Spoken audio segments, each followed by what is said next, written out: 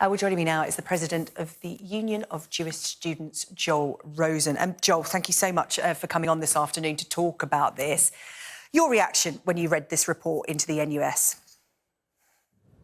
Good afternoon, Sarah-Jane. This was a very difficult read for me and many Jewish students. This report confirmed that Jewish students had endured a toxic culture, that there'd been exclusionary practices at conferences, that there'd been mistreatment and harassment of Jewish office holders within NUS. So this is a very, very sad day for NUS and for the student movement as a whole.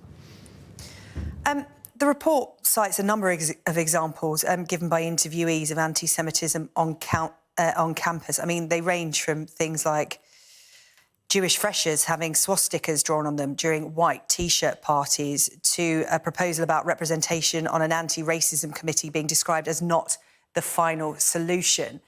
I mean, some of the examples range from the extreme to what you could call casual anti-Semitism in the way of casual sexism. It has come up with recommendations, though. What have you made of those? I think it's vital that all 11 of these recommendations are followed. But going beyond that, these recommendations look at processes and practices and policies. But what we also really need to see is a seismic shift in the way Jewish students are treated. We need cultural change as well. Anti-Semitism in student politics relates to NUS, but it's not confined to NUS. And what we're looking for is for students across the country from different student unions to come together, for the sake of the future of the student movement and put this right. Yeah, how can you change the culture, Joel? I mean, these recommendations are a start, but it shouldn't have had to get to this. Absolutely, it shouldn't have got to this.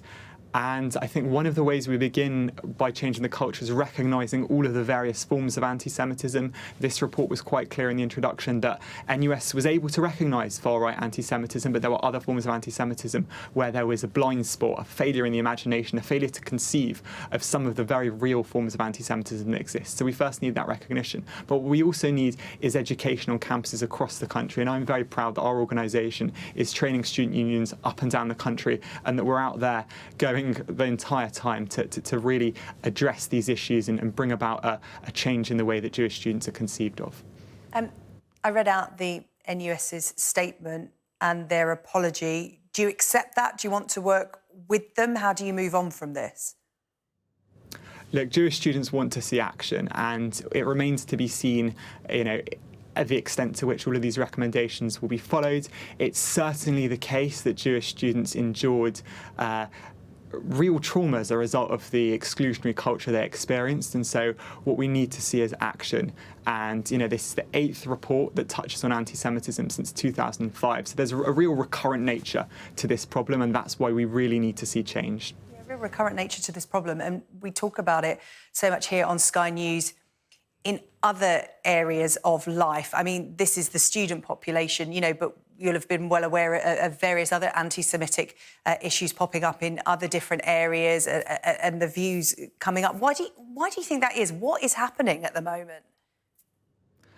Well, I think some of the issues we've seen in NUS do resemble other toxic cultures in relation to the perception of Jewish students. People have resorted to crude stereotyping, seeing all Jewish students as a homogenous, monolith, all as agents of a foreign power, when in fact the students I represent are diverse. They have different views.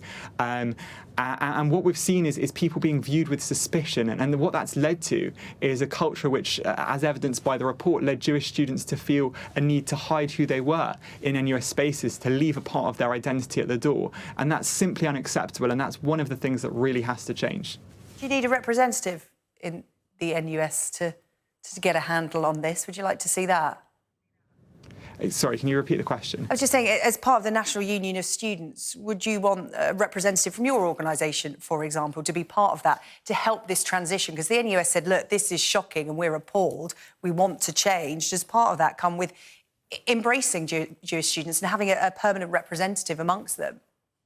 Absolutely, and two of the recommendations in the report relate to representation, firstly in relation to the anti-racism and anti-fascism campaign, but also in terms of the oversight board that's formed. It's vital that Jewish students are listened to because they're the people who experience and endure anti-Semitism on campus, and I welcome the fact that there's a real recognition that that representation needs to be there. OK, Joel Rosen, really good to talk to you. Thank you so much for coming on to talk about this. That's the National Union of Students failing to sufficiently challenge anti-Semitism and hostility towards Jewish students in its own structures. That's according to an independent investigation. Thank you to Joel Rosen there for talking about that.